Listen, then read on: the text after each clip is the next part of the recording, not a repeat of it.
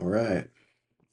So what is today? Monday, the 25th. Make sure I have my date right. Monday, the 25th. So, had an exciting weekend, yard sale and all that.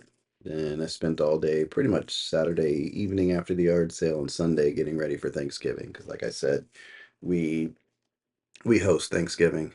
It's a lot of work to prep it up. So, my plan this year was to get it all set up ahead of time. I have got a pretty good start. I'm planning Wednesday to be the last day to get all the tables set up and everything, and just so hopefully Thursday cook the turkey, do what I need to do, and be nice and calm and not have to worry about anything else. So today I'm gonna share with you some books that I'm reading. I'm all over the place right now. I was writing for a while. I stopped that.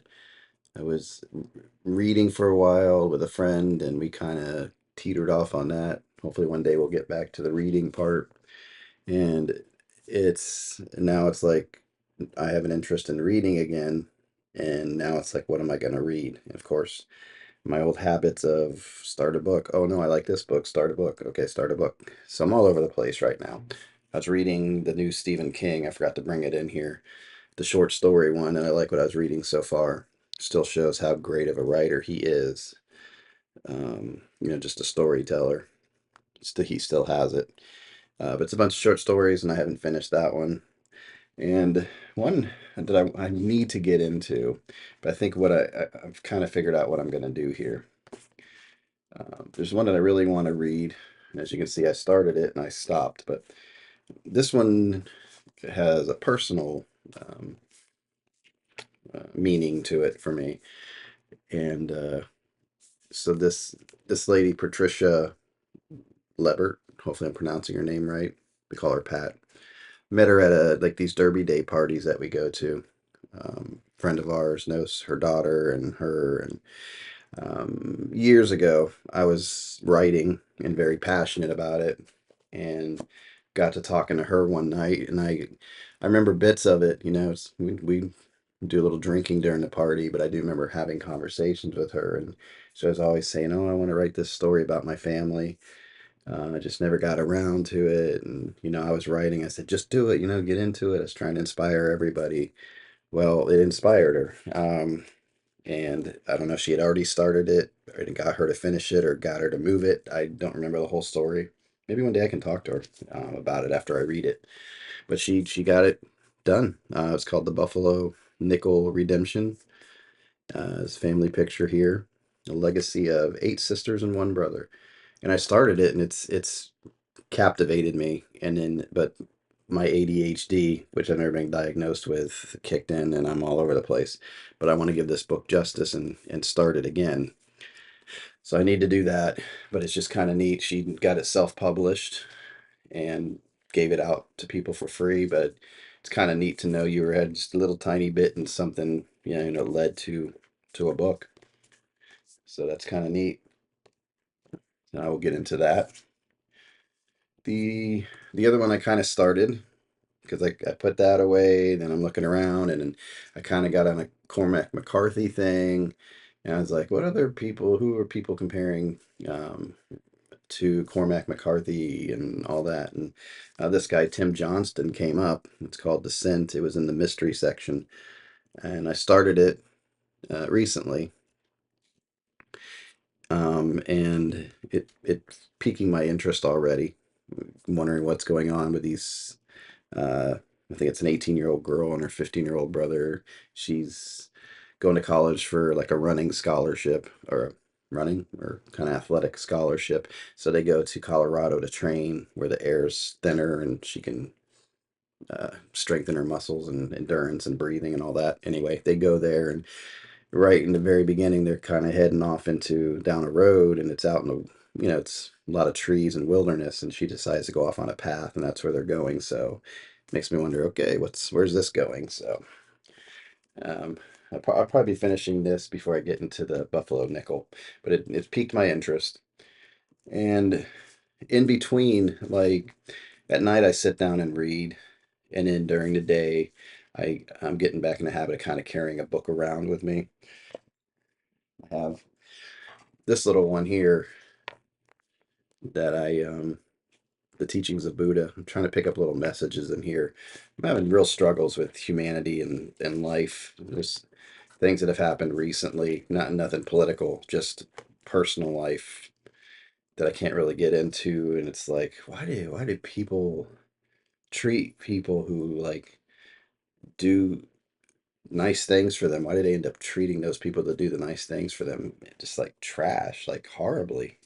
So I'm trying to just come to terms with this is how kind of the human race works, and just to not worry about that part and to focus more on the people who are more positive and all that. So I'm trying to, it's a personal struggle I'm dealing with right now. So in between, I kind of carry Buddha around and just read little passages. And um, I was reading some of, I'll bring this one up in a minute, Kurt Vonnegut. It's amazing. But I started reading it. This is three short stories by Hunter S. Thompson. I guess they thought they were lost, but they found them or something. And I just started reading this. It had a pretty good introduction by Lars Ulrich, Metallica's drummer. He hung out with Hunter at some point. Did a nice introduction forward to this, and it's just very thin. But it's I was like, if I'm gonna get a Hunter S. Thompson, let me get a feel for him. So this is a neat way to do it. And what I've read so far, I just started the first story. I'll get that one done tonight. And I'm a slow reader. I think a lot, and I had to bring myself back into the story. So it takes me a while. This would be like 5 minutes for some people. I'll dwell on things for a while.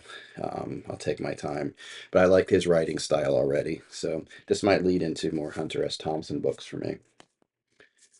Um, and then two other ones that I just kind of picked up that are going to be on the coming up at some point. I still have books back there I need to read, but I do this every once in a while. But this one kept coming up. This Thomas Pynchon, I think, The Crying of Lot 49. It's a short book, and I've just heard a lot of things about it. Um, the highly original satire about Oedipa Maas, a woman who finds herself enmeshed in a worldwide conspiracy, meets some extremely interesting characters and attains a not inconsiderable amount of self-knowledge. So like this keeps coming up, people talking about it. I'm like, let me just grab it and I'll get to it one day. And I've been interested in this, and this is sort of an autobiography. William S. Burroughs, Junkie. So I'm interested, and I've always wanted to check him out. So I'm going to keep it right here. So need to get to the reading.